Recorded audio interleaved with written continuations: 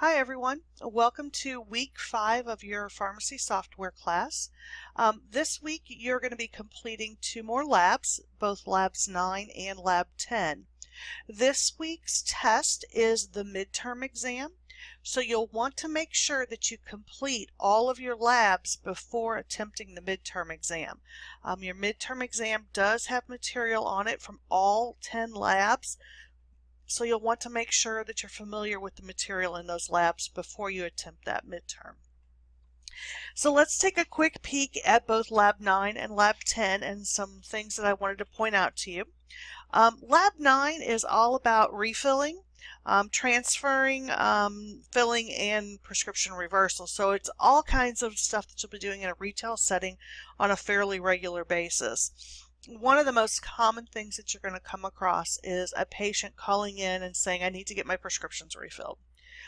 There are automated systems out there. A lot of pharmacies have them set up so that all the patient has to do is enter their prescription numbers into the system, and it'll automatically generate that refill request directly to you. You don't even have to talk to the patient.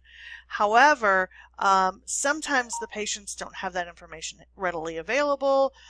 Maybe they threw the bottle away. They're using pill minders, so they have the medication in those and they don't actually have the prescription bottle in front of them. Which we know is not the best way to do it, but they do that.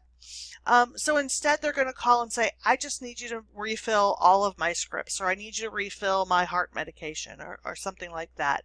So this particular lab, Lab 9, is going to walk you through how to refill Ronald Jackson's 2005 medications. So the first thing it has you do is to click Fill RXs, and then you're going to click on Customer History and Refill, which is right here on the left hand side. Once you do that, you're able to look for Ronald. So we're going to go ahead and start with his last name and do a little search for him to see if we can find him. And there you can see is Ronald. You'll want to make sure you click on his name, and then there are all of his medications. Now the reason I wanted to point this out to you is that in this particular case they're going to walk through and have you refill all of them. And that happens a lot. A lot of times they will ask you to refill everything. But you'll also find that people are going to call and say, hey, I just need you to refill my water pill. So you need to become familiar with some of these drugs so that you can go, okay, if the patient asks me to refill his water pill, what is he asking me to refill? So you're going to need to become familiar with some of these drug names. In this particular case, the Lasix is the one that is his water pill, so we would be able to go ahead and continue the process for the Lasix. So I just wanted to point that out to you that, sometimes you're going to have to pull up the entire history. You're going to look at all of their particular prescriptions, but they're only going to want 1 or 2, and you're going to need to be able to identify them based on the name of that drug and what it's for. So that's Lab 9. Let me go ahead and close out of this real quick. It's probably not going to let me move on from this. Yeah, forget that. We don't want to do that. I don't really want to give him anything. Hang on one second. And there's my cancel. Sorry. All right. So Lab 10 is all about extemporaneous compounding. What extemporaneous compounding is making a prescription for a patient to meet their specific needs. Many times with pediatric patients and even sometimes with geriatric patients, we might need to make something that we don't necessarily already carry in a particular strength. So that's what we're talking about when we're talking about extemporaneous compounding. So it's non-sterile, so this is not something where we're wearing gloves and we're working under a hood or anything like that.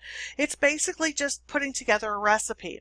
So this week, the first recipe that you're being given is Judy's Anti-Wrinkle Cream, and you're going to be asked to put together all of the pieces that make up her cream. And I already started that for you, and let me just pop that up here and see if it'll let me. There it is. Okay, so make sure that when you're working on these that you notice that there's stuff to work on both, there's tabs on both the top and the bottom. When you're putting together the compounded drugs, you're going to want to do the bottom green tab. So make sure you're being careful and that you do that. I've already got the first drug entered. When you're ready to do the second drug, you're going to hit the little new button down here, not the one at the top.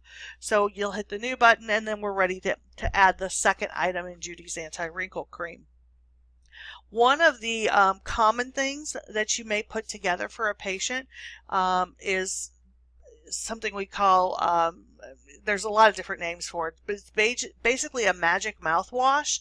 It's used a lot of times with chemotherapy patients. They get a lot of sores inside of their mouth when they're undergoing chemotherapy, and it's kind of a swish and swallow type of thing where you're going to mix it with Benadryl and things like that. So it's going to help with those cold sore type of sores in their mouth. It's also going to help numb them, and then also helps with some of that nausea and stuff that comes along with chemotherapy treatment. So that's one of the common things that you might be extemporaneously compounding. So if you have any problems or questions working through these labs, please make sure you reach out to me. Don't just leave things blank or get frustrated and just walk away from it. Reach out to me. That's what I'm here for. If you have any questions at all, give me a call, send me a text or an email. Have a great day.